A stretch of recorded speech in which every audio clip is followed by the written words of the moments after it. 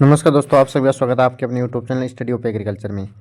आज मैं आपके लिए जो वीडियो लेके आए हैं उसमें हम बात करेंगे अपना जो एग्रीकल्चर 12th एग्रीकल्चर का जो तीसरा चैप्टर है सिंचाई या इरिगेशन, उसके जो इंपॉर्टेंट्स क्वेश्चन हैं उनके बारे में। इसमें जो पहला जो क्वेश्चन है वो है सिंचाई किसे कहते हैं।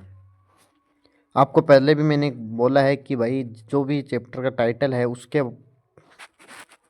उसकी परिभाषाएँ या उससे रिलेटिव जो भी क्वेश्चन बनते हैं वो तो आपको पढ़ेंगे।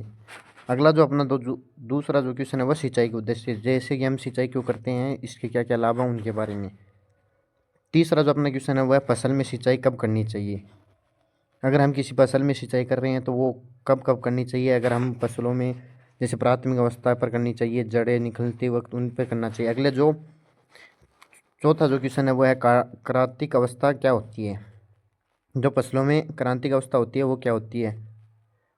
ऐसा समय जो जिसमें फसलों को सर्वाधिक जल की आवश्यकता होता है, जिस समय अगर फसलों को जल नहीं दिया गया हो तो उत्पादन क्षमता कम होती है, वो अवस्था। अगला जो अपना क्वेश्चन है वो है फसलों की क्रांतिक अवस्थाएं, कि फसलों की कौन कौन सी क्रांतिक अवस्थाएं हैं जिन पे हमें सिंचाई करनी चाहिए।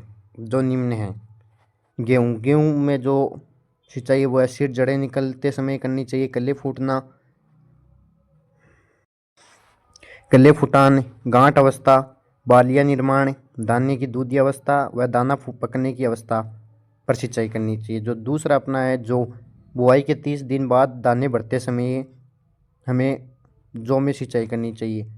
तीसरा है चना सरसों अलसी में फूल आने से पहले फलियां बनते समय, चना सरसों अलसी में फूल आने से पहले तथा फलियां बनते समय हमें सिंचाई करनी चाहिए। चौथा है आलू में हम सिंचाई अंकुरण के समय, कंदे बनने का प्रारंभिक समय।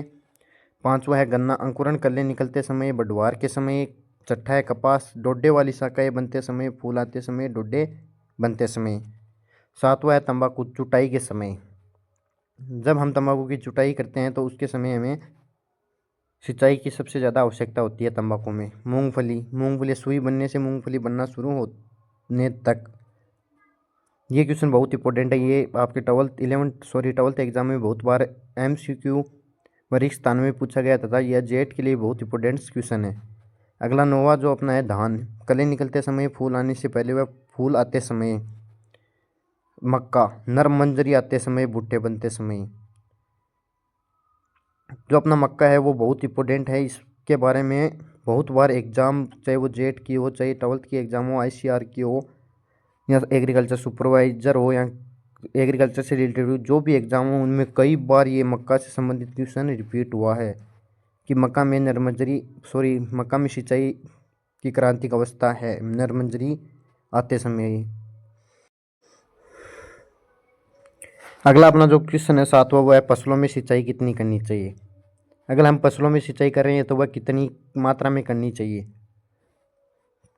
तो धान में है 900 से 2500 मिलीमीटर, और गेहूं में 1450 से 650, गन्ना में 1500 से 2500, और आलू में 500 से 700, मूंगफली में 500 से 700, कपास में 700 से 1300, सोयाबीन में 1450 से 700, और मक्का में 500 से 800। इनमें जो इम्पोर्टेंट है वो है गेहूँ और धान और गेहूँ की जो है वो कितनी है उनके बारे में बहुत बार एग्जाम में पूछा गया। आठवां अपना जो क्वेश्चन है वो है ड्रिप सिंचाई विधि के बारे में बताओ, कि जो अपनी ड्रिप सिंचाई विधि है इसके बारे में बताओ कि इसके क्या क्या लाभ हैं, क्या क्या हानि है, तथा इसकी खोज किसने की थी। सिमकाविलास नामक वैज्ञानिक ने इसकी खोज की थी, उसके बारे में बताओ। अगला जो अपना 9वां क्वेश्चन है वह फर्टिगेशन किससे कहते हैं। सिंचाई जल के साथ उर्वरक देने की जो क्रिया होती है उसे फर्टिगेशन कहते हैं, इसकी परिभाषा याद कर लेना। अगला जो अपना 10वां और लास्ट क्वेश्चन है वह प्लांट में सिंचाई करने किस किस बातों पर ध्यान आधारित करती है। अगर हम प्लांट में सिंचाई कर रहे हैं तो वो किस किस बात पर आधारित है, कि हम अगर सिंचाई कर रहे हैं तो प्लांट में क्यों कर रहे हैं तथा वो किन किन बातों पर आधारित है, इनके बारे में। तो ये आपके जो 10 क्वेश्चन थे वो बहुत इंपॉर्टेंट थे सिंचाई से। तो ये क्वेश्चन आप अगर याद कर लोगे तो इससे बाहर एक भी इस चैप्टर से क्वेश्चन नहीं जाएगा। जय हिंद, जय भारत, जय जवान, जय किसान।